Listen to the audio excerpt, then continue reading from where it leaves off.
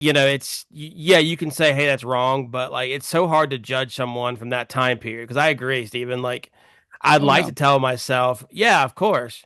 But think about what all you could lose. I mean, think about what Brad Pitt's character. And in the actual book, he went months and wrote several letters, not just a one and done thing. Really? You're looking at it. Like, shout out to the cinematography because they do some great, devastating scenes setting the tone. Like, they made a paddle boat look depressing, and that is like most fun entertainment way to go down the river. Like you just see the paddle boards going and then that gray filter. It's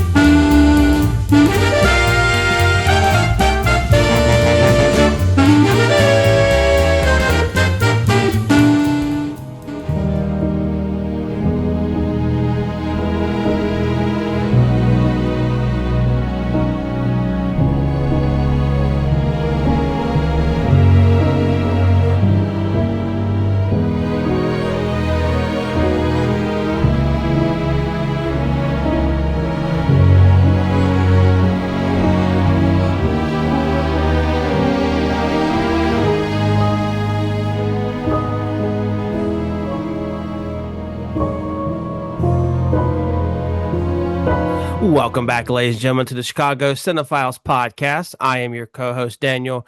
Joined with me, as always, is the wonderful James and the illustrious Stephen. Fellas, how are we doing today? Much better now that ooh, I'm illustrious. Put that I'll on take you. yeah. that. Put that on Illustrious your feels quite resume. nice. I'll take illustrious any day. Keep going. Oh, start. uh, for those of you who are new here, welcome. Those of you who are not, welcome back. This is the Chicago Cinephiles podcast, a podcast where we typically discuss previous Oscar winners. We do have some random shows every now and then, like last week, which I do want to touch base on before we move forward. But we just randomly pick a movie based off our wheel of torture that we have here, and then we go over the movie. So this week we got 12 Years a Slave, which we will dive into in a few minutes. First, I do want to acknowledge a few things. First one being the day of recording. We did lose an icon today. Let's all take a moment to do a roundhouse kick for Mr. Chuck Norris. Hiya, sensei. So I know sad. people may think he's controversial because political views. I don't care about that. I just, like I I assume me and James' childhood, he was like, an idol of ours. Both flex, both flex commercials, and any man that can do a Walker, push up Texas and reach the Ranger. earth, you know, I that's love that's an those. icon right there. Yeah, it's like he didn't die. He just leveled up and went to heaven. That's his Yeah. joke. But yeah, dude, James, I don't know about you, but like in high school and like early college, like freshman sophomore year, like everyone was making the Chuck Norris jokes. Oh, Like you said, 100%. like Chuck Norris didn't do push-ups; he pushed the ground down. Like all those jokes were like so good back in the Chuck, day. Chuck Norris's tears cure cancer. Too bad he He never never cries. cries. I saw one where someone said like the most interesting man in the world is curious about him or whatever, something, like from the Dos Equis guy, Yeah, like something like that. Just so good. there are so many great So ones. many good ones, Oh, but that hit me hard this morning because that was like my childhood. I watched Walker Texas Ranger a lot with my grandmother on what Saturday nights or whatever, and then Touched by an Angel right afterwards. So obviously, Oh, looking back, those shows don't hold up anymore, but I have fond memories of good old Walker and Trevette and what was the other guy's name, CD or whatever. Like, so I got some good memories. So wanted to Walker Dodge Texas Ram Ranger. for a long time, and that theme song is awesome. If you haven't heard it in a while, check it out. It's still a good theme song. I love you The other guys. thing is that we did predict correctly. We did predict that one battle after another would win. It did win, so let's give ourselves a pat on the back. Maybe we're a little Uh, more maybe we're a little more experts than we thought. Sinners How, should have won. however, we I know it. didn't. I know it had no chance, but Sinners should have won. No, The it shouldn't. Academy sucks. Although we didn't. I don't think we really took a stance on Chalamet versus Michael B. Jordan. I don't we remember. Like didn't. I think we like. I know we just read out, but I'm okay with it honestly. Like, I'm glad he got it. I'm glad Yeah, Michael I B. am. Jordan got it. I'm glad He, Chalamet he didn't get it. deserved it. And then Stephen was correct with the best supporting actress. That the lady from Hamnet won it. But she was amazing. I mean, And then truly Stephen rolled his eyes in her acceptance speech. If you're a woman, please stand up. To Y'all be can't even fair, But it define what wasn't a it her. was woman the is in UK's Hollywood. Mother's Day that day. Fair enough. Okay, I didn't It know wasn't that. her. It wasn't her. And she is British. So I'm just Okay. saying. Also, It was to someone else. I think it was yesterday, her. She was like, is it everyone yes? stand up. And I was Is like, it oh, yesterday? Was like Italian Father's Day? I think it was yesterday. Is it yesterday or today? I think it was yesterday. But anyway, oh, you connected? Are you connected? today's. What do you mean? You connected, to pop. You No, connected. I Yeah. just follow a bunch of Italian cooks, and they wish a happy Father's Day to their dads. It also is the first day of spring today, so yippee! Oh, I didn't know. We're all enjoying our 60-degree weather here. Um, but anyway, enough about that rambling. Now we're going to get into some more deeper topics. So this episode, we did 12 Years a Slave. So without further ado, let's hop into it. So, 12 Years a Slave was based on the 1853 slave memoir 12 Years a Slave by Solomon Northup. It was released November 8th, 2013. Stars in the film include, I got it written down here, Chiwetel Ejiofor as Solomon Northup, Kelsey Scott as Anne Northup, Michael Fassbender as Edward Epps, Benedict Cumberbatch as William Ford, Paul Dano as John Tibbets, Paul Giamatti as Theo Freeman, Brad Pitt randomly as Samuel Bass, and then Lupita Nyong'o as Patsy. Apologies in advance if I butchered any of those. If I did, you guys can message me. I think it's Pale, not Paul. I'm pretty sure it's Pale. Yeah, yes, pale. Yeah, it's pale land. Okay. Oh,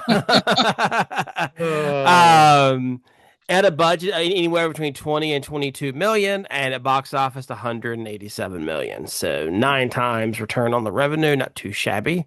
9 nominations, including Best Picture, Best Adapted Screenplay, and Best Supporting Actress for Lupita Nyong'o.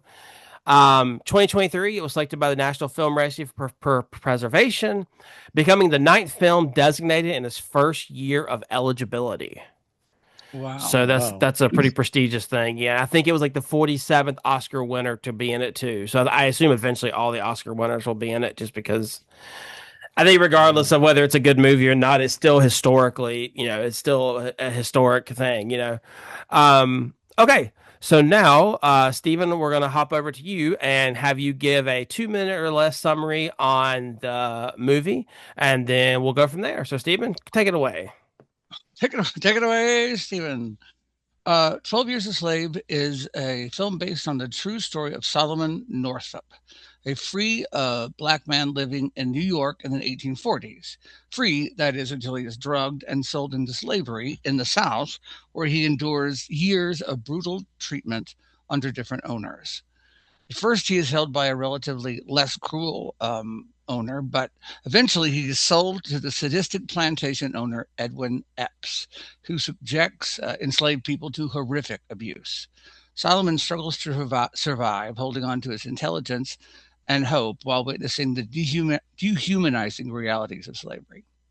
After 12 years, he manages to secretly send word of his situation north, leading to his rescue and return to his family somewhat.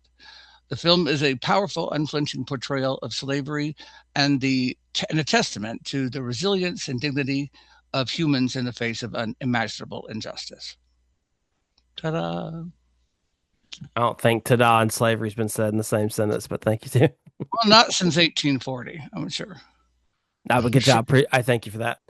All right. Now we're going to hop into what was going on during that year that it won the Oscars. So that way you guys, sometimes real world events can affect that. So let's go and hop into it. 2013, which, it's crazy to think that was 13 years ago. Where was I? I was just starting my first job then. That's crazy. Or my first office Really? job. My first office job. My Lord. Alrighty. You boys are so young. In February, Pope Benedict resigns, becoming the second pope in history to resign. Funny story about that. He resigned in Latin in front of the Cardinals only. And so when you Wow, really? one of the Cardinals who was there, they talk about it in a documentary. They say you kind of look around the room and you can tell who speaks Latin and who doesn't because the people who speak Latin are like, did and then the people who like speak English or Spanish, whatever, they're just like, they have no idea. So it was like What's they said like it happening? was a really eye-opening experience of like seeing who because he said it in Latin first and then said it in English. But like who could like understand what he was saying? It was like oh my God, is he saying what I think he's saying? Like Yeah. how rusty is my Latin right now? Talk about an epic way to troll on your way out, just to see and like like and you're like a you never bishop and you imagined can't speak Latin. and you never imagine he's a cardinal even worse and you never Oh, imagine Cardinal. and you never imagine it to happen because like it's only second pope in history. So like of all the things he can say in Latin, I don't think you're ever going to think about like, hey, here's my resignation. But anyway, They um, brushed up on their Latin after that. yeah, right. It's like never again. How do you say take this job and suck and shove it in Latin? I don't know. How do you say that? If you let us know in the comments, please do, and so we can we'll shout you out next month or next week. In April, unfortunately, Roger Ebert died. You know, the famous movie A lot critic. of deaths in 2013. Yeah. Yeah. That was Also so in long. I didn't think April, that was that long ago. Margaret His Thatcher death. died. Obviously, the Prime Minister of Great Britain. My God. In April, we had the Boston here in the U.S. We had the Boston Marathon bombing, only killing three, which is I'm not saying only, but that's such a miracle if you like see what actually happened. Like it's crazy. Um, in June, Edward Snowden discloses U.S. government operations. Wow. In June, also James Gandolfini, Tony Soprano, aka, died at 51. In July, some happiness. Prince George is born to Kate and William. Yeah, that's good. There we go. Yeah, actually, two royals that I really actually enjoy a lot. And then in December, unfortunately, Nelson Mandela, aka, um, what's his name? Who's the actor that looks like him? 100 years old, Shawshank Redemption, black Morgan guy, Freeman. Morgan Freeman. Thank you. They're literally the same person. If you pull them side by side, they're the same person. Morgan Freeman actually plays Nelson Mandela in Invictus. I'm like 99% sure. But anyway, alrighty. So now, as hard as it's going to be, we are going to try to talk about some fun facts of this movie or Oh, the situation in general. So, with that being yeah. said, fellas, let's dive into it. What do you have, James? Okay, I have some things. So Stephen McQueen, the director, insisted on shooting on location, with many being historical sites in Louisiana, most being related to slavery, which I think helps builds the haunting cinematography of the movie. Oh, yeah. And when they were shooting the movie, like I feel like you could just feel that creepiness of when you go to sites like that. Um, they were also shooting during those on location in over 100-degree days. So Wow. because the actors said they tried to use it to help better understand, to give them a glimpse into understanding what the slaves possibly went through. My God. Wow. That's crazy. Yeah. Well, the one thing that I thought was cool and is not too tragic, but this was a film debut for Lupita Nyong'o, who just graduated from Yale School of Drama, and it makes her the 16th actor to win an Oscar for the film debut. A Mm. few others were Mercedes McCambridge for All King's Men, Shirley Booth for Come Back Little Sheba, Barbara Streisand, Funny Girl, Julie Andrews for Mary Poppins, Timothy Hutton for Ordinary People, which we've seen, Mm. Marley Matlin for Children of the Lesser God, so, and Jennifer Hudson for Dreamgirls. So Okay. I Can thought we it was just talk about her fellow students who just graduated with her, and she lands this role and wins the Oscar? You're like, good. really? Talk about a Like, complex. How yeah, dare like you? apparently it's not the education, it's you. Like, how harsh like that's got to be. Oh my God. Thanks a Um, lot, lady. yeah. It is at the bar. Um, so what I thought was kind of interesting is the actual violin that Solomon played. Um, so the real Solomon. is actually stored in the collection of the Mm, Scenic Museum in New York. So you could actually go see that's this museum, awesome. this piece, and it is preserved for all history like it should be. That's really cool. The only Wow. other thing I Oh want to yeah. add to it is just the talking about going on site and stuff. Apparently, that tree that he was tied up, I don't know if I said the H word, but tied up, was apparently a real tree used for lynchings in the 19th century. How do they Really? prove Oh, that? I don't know, but that's just what I'm reading here from American Film Institute. It has that as a list as one of the facts. Oh, it's oh, horrible. So like that, I mean, please. it's crazy to think that that same tree was used. Like that's just unreal. Um, it's also the first film by a black filmmaker to win Best Picture at the Oscars. Oh, I didn't realize Oh, that. So that's this pretty cool little fact. Yeah. So, oh. alrighty. So now let's hop into the movie. Obviously this movie, a very challenging movie. I want to ask you guys in a minute, your thoughts on it. But first, I had seen it before. I don't think any of my fellow co-hosts had seen it, correct? No, No. Okay. So who would like to go first? What were your initial thoughts on the movie before going into it? James, do you guys have any like premonitions, any thoughts on it? not really. I mean, I I do a little bit about it just from the title. Uh, Yes, it kind of gives it away, right? It's a like, little bit about the plot and the story. Yeah. So here's number 11 or 10. You you know, but I really wasn't aware of what it would, other than the title and that kind of thing. I didn't know much about it. I knew it depicted slavery as being very bad, which it is, but like it really shows it. I knew about that for the movie. So I made sure I watched it early enough in the day so I could watch a screwball comedy after with it so I could like kind of shift gears. Because like that was my premise to set up. Like I'm gonna need something heart, lighted, to make it so I could actually, go to sleep that night. right. So So I watched it a few years ago. I think I've told you guys before, but I was at one point trying to do the 250 IMDb list. And that Yeah. was one of the few that I hadn't seen. So going into it, I knew this is going to be rough. Obviously, I didn't know to what extent, but I just assumed, you kind of can put two and two together. So going back into it, it was one of those movies that I thought I'd only watch once and never watch again because to me, this is sort of similar on the same scale as like Schindler's List or like Oh, even like Passion of the Christ, which is one of those ones you watch once and never again. I'm sure we all have movies like that where, it's like, hey, we appreciate it, but I can't take it. But yeah, so that's kind of, what we're going into. Okay. This may be controversial, but I'm going to ask it. Let's be real. Let's put ourselves in the 1800s. Obviously, we're three Caucasian males here. Let's put ourselves in the 1850s, 1840s. Do we think we would be sympathetic to slaves if we were in that time period? And Stephen has a great answer. I don't want to put him on the spot, but he has a great response from his when he was a child that is just spot on. If he doesn't want to answer, that's totally fine. I can paraphrase and say something different. But Stephen, do you feel comfortable sharing what oh, was absolutely. said? Yeah, it was in high school with a social studies teacher who I didn't like and didn't like a lot more as the years went on. Put her But name in the comments below. No, oh, I'd love to. Hopefully, she's long since dead. But she asked the question when we were studying, the Civil War and slavery.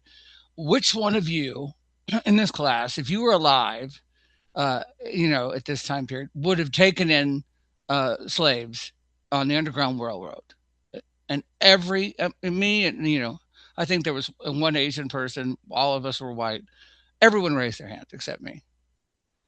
And Stephen, you wouldn't? And I said, no, I'm not saying that I wouldn't, but I'm saying I don't know because I'm not living then. I said, I don't see a lot of people here, and this was what 1985. I was like, I don't see a lot of people here taking in crack age infected babies and raising them to term.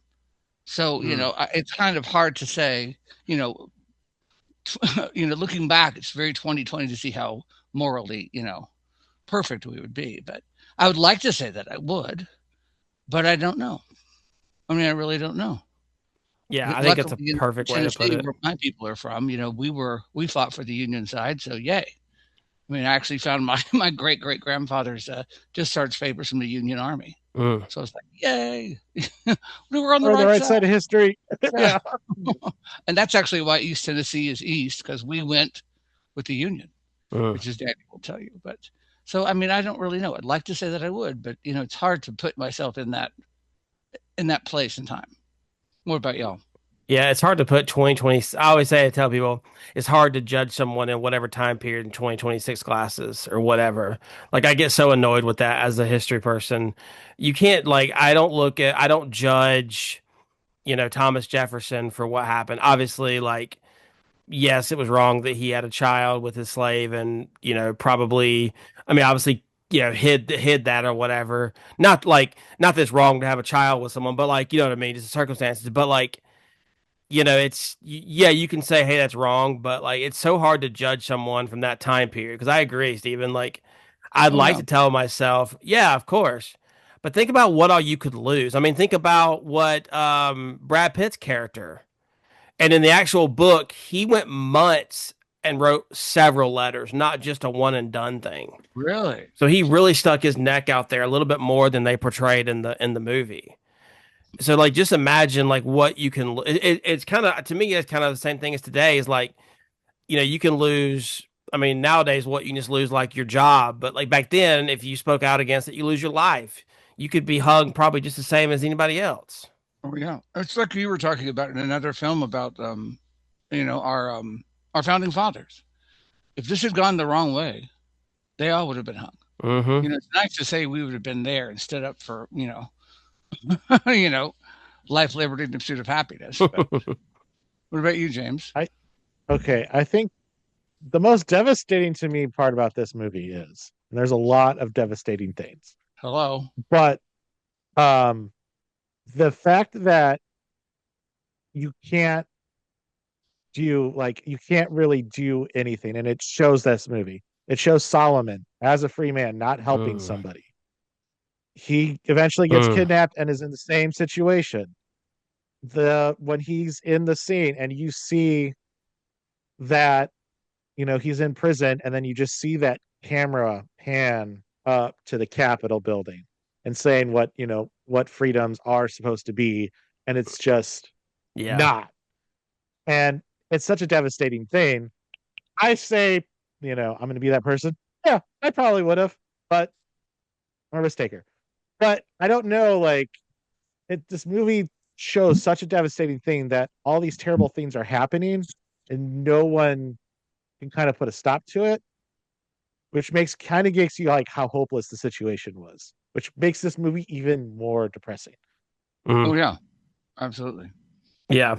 Um, do we think that Solomon's to blame for taking the chance, being too close to the border?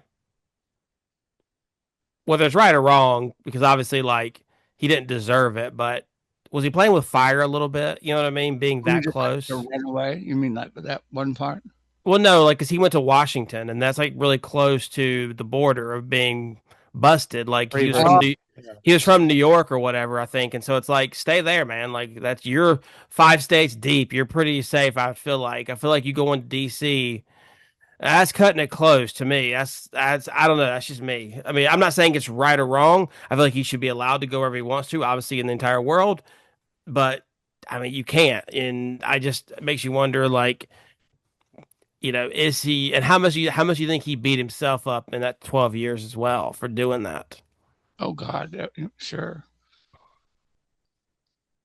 I get what you're saying, but like, you know, he was he was a free man, even Mm-hmm. though that being free isn't. So like in his head, he thought he had some protection, But they but had warned him really though. Like in the movie, he was warned, don't go that close to the border.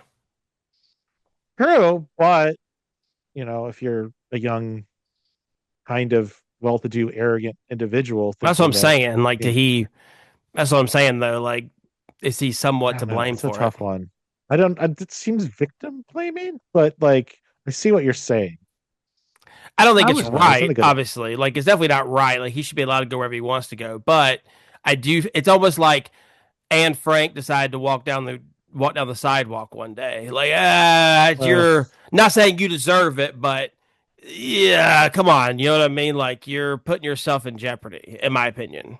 I wonder if he brought his papers with him when he traveled, to show that he was a free man. Not that he, Probably, but I don't think that would. I Yeah, would assume. because like, yeah, because I think they even talked about they were worried about whenever he got, because I was worried whenever he got spoiler when he got rescued that they were just gonna like burn it, be like, no, it's not real. Like I'm glad obviously like it was white people showed up to take him and not just a letter saying you're free. You know what I mean? Like it yeah, was actually in people. But anyway, I just thought that was interesting.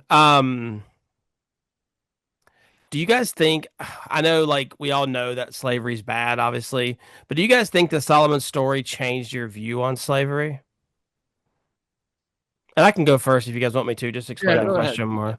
So it changed my perspective because it humanized it.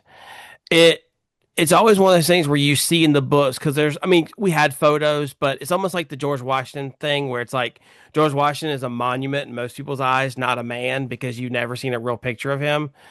And so, like, I knew that slavery was bad, obviously, but to see it and like to see the small thing, not really small things, but like the things you didn't really think about, like the scene where I can't remember the guy's name, but the guy that was like kicking the guy that was kicking the siding or whatever, and he gave him the wrong nails. Like I Yeah, didn't really think about what happens like if the master or whatever person messed up. Like, do you call him out on it or do you just make it wrong and let it get like I never thought about that kind of stuff. So it really opened my eyes just to smaller things like that, or the scene um where Lupita went or Patsy went to get the bar of soap. And obviously the terrible scene we'll discuss later. But like it's just things like that that I'd never really thought of, and even the scene where Solomon is walking and the two guys are getting, you know, and he has to keep on walking and not show any kind of emotion. yeah. It's just like I don't know, and maybe that's just this is the question just for me only, but it just really opened my eyes and humanized the whole situation. What do you guys think? I'd agree with you there. Well, I'd agree with you. if you think about like the numbers, you hear about the numbers of all the people that is transported, all of that, and you're kind of looking at it from an objective view. And then you like how you learn about slavery is also through the lenses that's appropriate for that age group. So Mm, like you're not gonna like go on that. So you're like, yes, slavery is horrible, but you're not gonna go dig down deep. It's only when you get older into like adulthood if you want to go into that. So like, I know it's a French satirical thing, but one death, the death of one man is a tragedy, the death of a million is a statistic. Like mm. there's some truth to that. Um, that you just hear the numbers and it's just kind of goes numb. Like battles, whatever. To actually see that individual, know that story, Mm. that is where it like you could tangible. Like, yeah, Solomon, yeah, there's a guy I know down the street. Like that humanizes it, and humans are really good on thinking an individual level, Yeah. not like mass. And I never thought about free slaves being recaptured necessarily. I know it happened, but I just never really thought about it that much. So I thought it was just it really opened my eyes up even more. So I just kind of wanted to, and also the fact there were white slaves too, that threw me off. I hadn't really thought about that before. But I had not. there's a white guy that was in there too. And it's like, wow, you Yeah, know, as someone who, grew up kind of poor, that could have been me. You know what I mean? Like if that was 150 Oh, years easily, ago. easily. Yeah. Yeah. Um, but how is hope portrayed in such a terrible environment? Wow, that's a good question, Mister. you really came with the questions. I really should have prepared and read it more.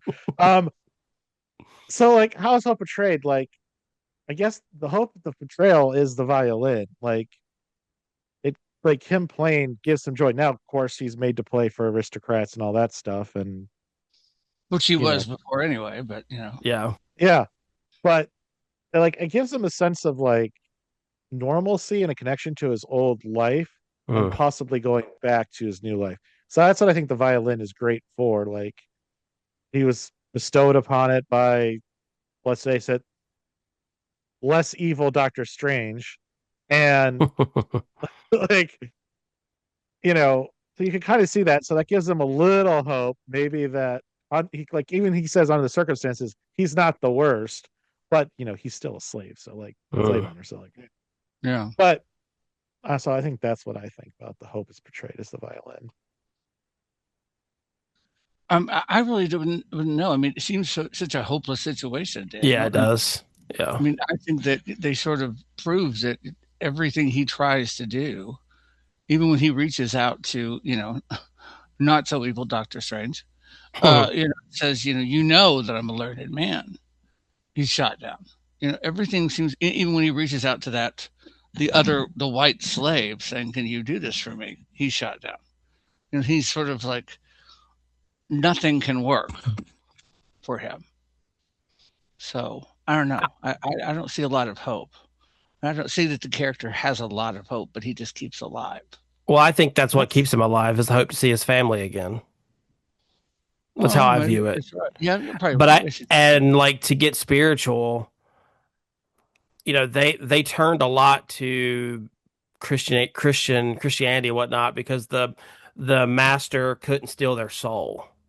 And so their soul was able to be free. And so like to me, that's why like hymns and songs are such a big part of that Hmm. culture is because that's like and like not to compare what we deal with today, but as a Christian, that's what we believe is that like our earthly suffering is worth it because we have an eternal home.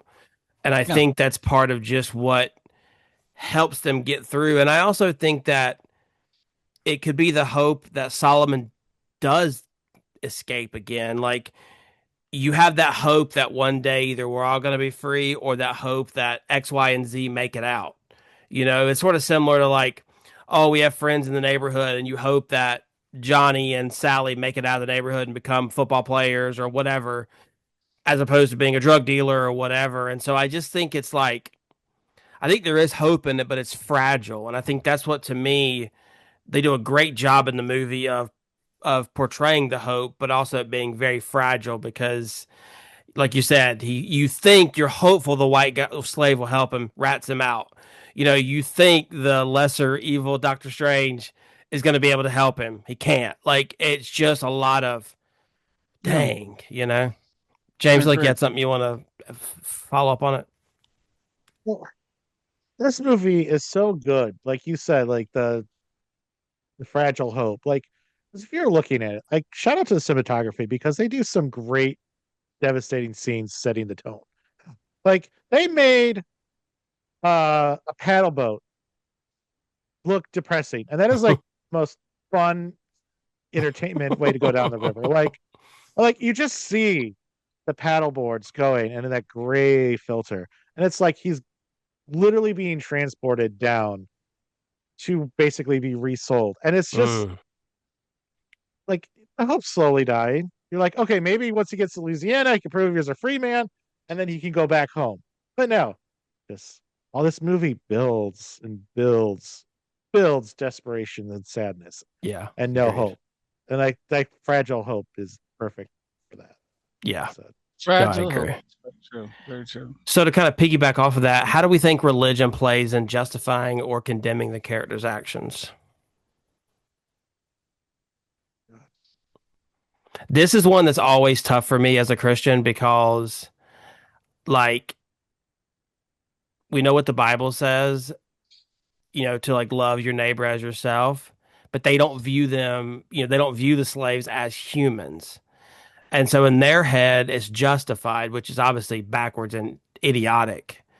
But it's a way for them. It's crazy that it's kind of crazy that both sides of the story use it for power. Like the white people use it as justification, and the slaves use their faith as a way to escape and say, "Man, there's a better world." Like the best scene, in my opinion, in this movie, I'm gonna go and spoil it, is when Patsy, the way she talks and the way she begs Solomon to dip her head in the water and let her pass through. I don't remember what she said word for word, but basically she's literally like, I've never heard someone say, I want to get drowned and it be poetic. Hmm. And I think part of that is because she believes there has to be a better place. And I don't know. It really upsets me as a Christian, obviously, like that, you know, people in that time period can justify it. Even now, people justify religion for stuff. So it doesn't, but it's just, I may be too close to the source, so to speak, because I'm, Christian, but it really does bother me that they can just quote off Bible scriptures and be okay with it. So, I don't know if I can't remember the title of this movie. It escapes me, but 12 Years a Slave? there was a no, no, no. There I'm was a just playing. movie I know, I'm where the just playing. whole premise is this. It's the post-apocalypse world. I think it was Wesley Snipes playing a blind man, Book of and he Eli, was Denzel Washington. Book of Eli. Yeah, or Denzel Washington. Sorry, Denzel Washington trying to secure the book because the warlord thought just by having this book you could basically control the world because it's a great source of propaganda or whatever he thought he could use it as a weapon. And kind of like both sides Spoiler, use the book is the Christianity as a Bible, weapon. by the way, Yeah. in Yeah. case you spoiler. Sorry, I spoiled the movie. I'm sorry. It's been over like what, 15 years? No, Get I over it, spoiled it. You people. didn't spoil it. I spoiled it. That's what I'm saying. Though, like, it's the Okay. Bible, so that's why you're It is the tying it in. That's what Bible. I mean. And the Like, irony is he can't read it because it's in Braille. it's But fantastic. It's so oh my god, fantastic. it's such a good movie. Book of Eli, watch it. But Wow. no, like using the Bible to justify crappy behavior has been something that has been used forever. Like, Yeah. Well, just religion in general. yeah, it It's a doesn't way to have to be just control people. Christianity. How many cults do we have? You know what I mean? Like, Well, I'd say both Yeah. sides of the Civil War were had thought they had the scriptures on their side. yeah. Well, And on and on and on and on and on. not to make a lighthearted joke of out of this, but like I think The Simpsons did a great line when Homer was trying to coach Bart on saying do it, and they all prayed beforehand, and Ned Flanders was coaching the other team and said, "Hey, don't bother, Nettie. We already prayed. He can't be on both sides." Like, kind of That's that It's, funny. logic. it's true. I mean, you're right, Daniel. It's difficult to say because there are those lines of scripture, but I always say there's a new character, Jesus. Have you read it? New whole book, a new character. You're going to love him. Oh wow, he's very different. The New Hmm. Testament seems to just sort of not negate, but bring into light. It's an update. It's 2.0. Yeah, And the exactly, Gen Z exactly. people. It's the iOS sequel. 26.2. It's a reboot, is what it is. It's a The Son reboot. of Yeah. God It's a revenge. remake with DEI. I'm just playing. I'm just playing. 2.0. Okay. So what what do you guys think was the most difficult scene in this movie? And does it compare to, I think we all agree the other terrible movie is the Vietnam movie. I'm drawing a blank. What's it called again? Deer Oh, Hunter, Deer Hunter. you scarred me for Which life because of that. which which scene do you guys hit you the hardest in this movie? I think it's probably the same answer, I'm gonna assume. Maybe not. I could be. him I having to think whip that Patsy. That to me was the oh, hardest. That's see, mine I too. was thinking, see, I don't get me wrong, that scene is terrible, awful, going to be scarred in my brain forever. Thanks, Daniel, for making us watch this movie. I did, hey, the Cinephiles. wheel did. The wheel did. No, but you started this podcast and I joined. No, uh, Send all your I, therapy Exactly. I, bill. Send your therapy bills yeah, to me. emotional damage. Thanks, Daniel. No, to me, the worst scene was when she asked him to kill her and or to ask Solomon to kill her and kill Patsy, and like just like your hope is just gone. There is nothing left. To me, that was the most, although not the most graphic scene, Yeah. but definitely hits you in the emotional heart. And then when like they go away after she asked, and then they come back and she just has this bloody eye. She's been Hmm. clearly through it. It's like that to me was the most devastating part of the movie. I guess I'll just play a different scene too. The scene where he has to burn the letters Oh because he's afraid the white guy's gonna like that was like that like you said, James, like that's a devastating scene where you're just like God, this movie really hates people to or watch. or even the scene where they like let him stand there in the mud with a noose around his neck. And Yeah, he everyone could. goes about their day because they can't do anything. Like you said at the very beginning, James, no one can do anything. Like the other slaves are just doing their job because they don't want to be that because they know that could be them just as easily. Yeah, and it's that one Oh, brave person that gave him a drink of water. Like that was Yeah. also a very devastating scene that I kind of tried to block out of my mind. Like this To movie is hard to to watch. me, that scene reminds me a lot of like in the Passion of the Christ where they try to give the water and then they mock him by giving him vinegar. It's like similar to that. It's just like that yeah. same, or like in Lord of the Rings, like to make a more lighthearted joke. In Lord of the Rings, the person asks for water and they give him oil, because they're like orcs or whatever. They don't drink water.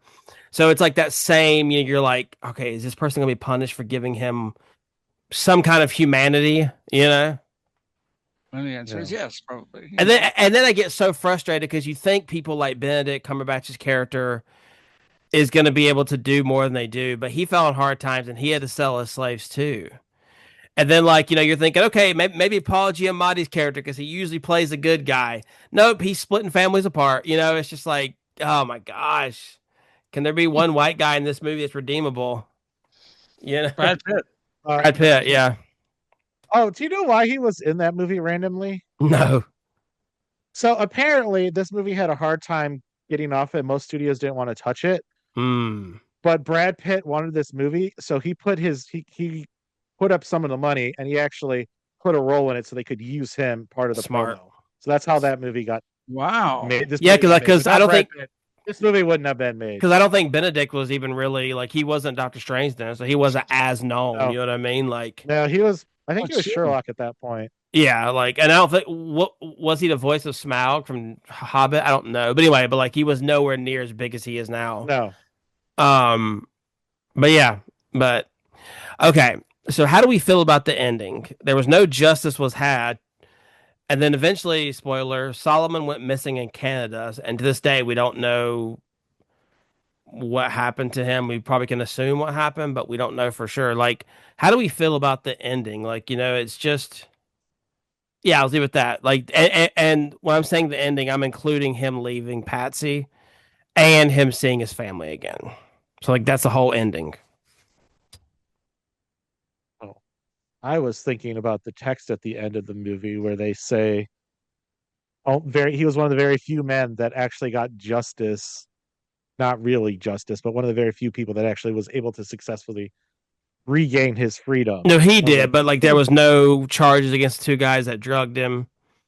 yeah, he got his freedom, and that was the best case scenario. And the gut punch in the movie, like they couldn't leave us with a somewhat happy ending. They just had to crush it with some text saying that he was one of the very few people that actually got out. Like, Hmm. devastating is that? Like, I don't know. That movie just gut punched me. But it's realistic. I think it was needed, It's the honestly. problem. It's realistic, and that's the problem. Well, I think it was needed. I'm glad they didn't put a little cute bow on it. Yeah. I agree. I agree. I mean, it's the truth.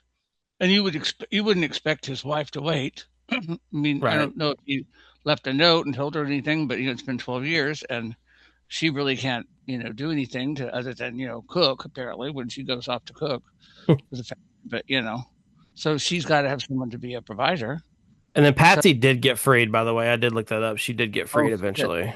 really? Oh, thank God. So, Start your own cotton picking company because she can but do better than yes, I just but yeah, the ending was yeah. I think we'll leave it at that. Alrighty. Now, overall, Steven, I'm gonna start with you. Did you like the film? And if not, what were some of your quarries or issues with it? I I just did not like the dialogue. I didn't. I mean, maybe it is written in a way that would make you think that that is how people talked, but like there's so much of the dialogue that I went, how does that I person wish we could compare. Like I mean, I'm not going to do it, but someone should read the book and see what his memoirs say. Like, do they take it like directly from, and perhaps, but you know, him being a learned man, how many of the slaves would have those words, the much less vernacular? use them commonly? I just found that a little bit. It was so much, and certain actors can play it off. I don't know why. Like, it seemed like Brad Pitt could really make it work for Mm. him. So could Cumberbatch, but it seemed very forced language to me, and always kept taking me out. What was that I sent you guys a text last night? Didn't I, or some? Or, Yeah, you did. that. Let me see if I can find it real quick. Um, about what really sort of bothered me. I'm sorry. Here, let's see. Um, So piggyback on it before you're looking, Stephen. Like, oh, you so like, struggle at this bond, yet you luxuriate in his favor. Truckle, luxuriate from a slave from a slave who isn't a learned slave. It just made me go, how does she know those words? How does she use that commonly? You know, Sounds good, but it doesn't sound true to me. So I'm sorry. Go ahead. so like, I don't know, like, how they're like in the movie where he's taught be dumb, play dumb, but like you're an intelligent individual, and Well, you can't just like sometimes it just slips, and like like no, I know sometimes when I use my vocabulary, it's like, why did I use that word? I have no idea. It just kind of slips when I'm it's trying to rather talk to like a draconian, isn't child. it? Like, But usually mine's the opposite. Usually I say ain't instead of isn't. I dumb myself down. Usually I don't say fancy words. yeah. So it's like, you could just let stuff slip because like I kind of took it as you're an individual who is probably very intelligent. You're constantly performing for the rich people or the owners. Like, you're gonna pick stuff up, and if you're intelligent, you're gonna get it. So I don't know. I didn't have a problem with the dialogue like that. Well, But for him, I uh, agree with you. Yeah, it But was it was Patsy and everybody else people saying yeah. it. Then again, Sorkin. I love Sorkin. I love The West Wing. I love the Newsroom. I love so many of his works. Yet everybody has the same intelligence. Everybody's speaking at the same vocabulary level. I mean, that's the only thing I have a problem with. Everybody is really quick and really witty and really fast, and has all the information they need. Um, it's just it doesn't bother me with his stuff as much, but it really bothered me here with the flowery language. Bothered me. And the moment that you talked about, James, I felt was so heavy handed when he's screaming for help and they slowly pan up and there's the Capitol. And I was like, okay, yeah, here we go. I just found that to be heavy handed. I mean, maybe it's just me. Maybe I'm an ass. Uh, No, it you know, did feel like, all right, white person, look what you did. I kind of I do agree with that, but I think it was a powerful moment. But I know what you mean, Stephen. you see just what go, you're oh, saying, but like this movie is not light-handed. This is a very heavy-handed movie. Like I this agree. entire movie is very heavy-handed. So It's cool like, that our last two films have both been kind of seeing like the opposite of what we used to seeing. Like with Dance of the Wolves, we saw the Native American side. Now with this, we're seeing the slavery side. It's been interesting. So, Stephen, yeah, did that mess? So overall, did you like it, even though the dialogue didn't do it for you? You stopped I texting. You stopped texting us your hatred. So I was hoping maybe you liked it by the end. I came around to a little bit of it, yeah, but the dialogue still bothered me throughout. I thought the cinematography was really glorious. I thought the performances were great, but the dialogue just kept bothering me. Yeah, You know, like Michael to quote, Fassbender. Whew, yeah, I to hate that quote, man. what Stephen Sondheim wrote. I feel pretty and witty, for this little, girl from Puerto Rico who has no education. I feel pretty and witty and gay, and I pity. She's talking like no coward. And yeah, and how does she have these words? It's the same thing with this. It's like, why would they speak like this to me? And it's funny because it first jumped out at me with the two con men. I was like, wow, they're talking a lot here. You know. But Oh, you do know. you think they're fast talkers that can maybe try to confuse them?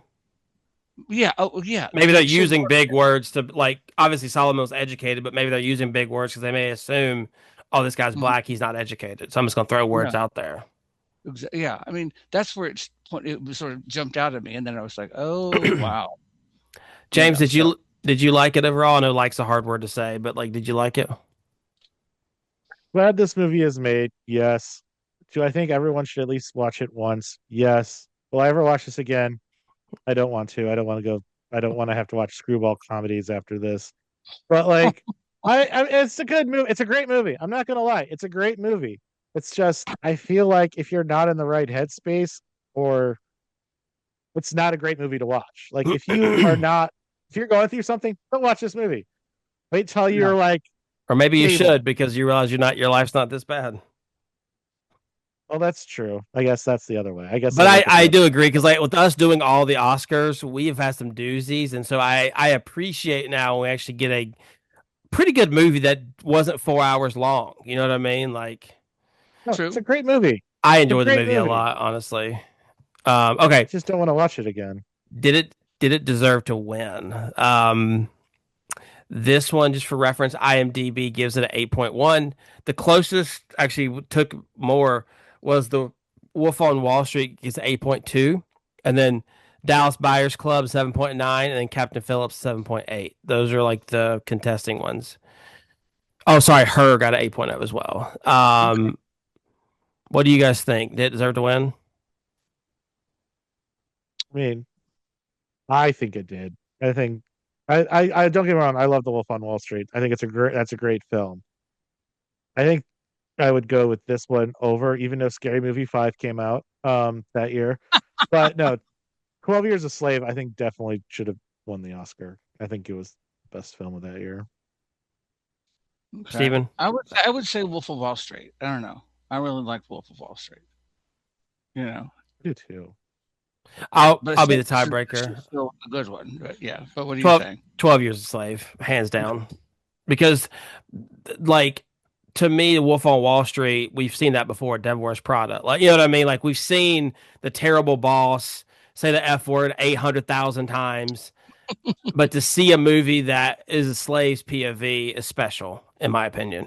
I think it's on the same level as Schindler's List. Okay. I would agree with that. But Wolf on Wall Street's a great movie. I'm not saying it's not. It's just one of those things where sometimes culturally significant movies come out the same year, and it, which is why, You as much as I usually do. don't like Citizen Kane, it should have won over How Green Is Our Valley, even though I don't like Citizen Kane. But that's beside And the no one point. has ever seen how green is our valley. Well, we will shortly. Probably watch this. We'll probably get it next month because that's what we. Well, I next just month's caused it. gonna be next week's gonna be Schindler's List. God. Good times coming.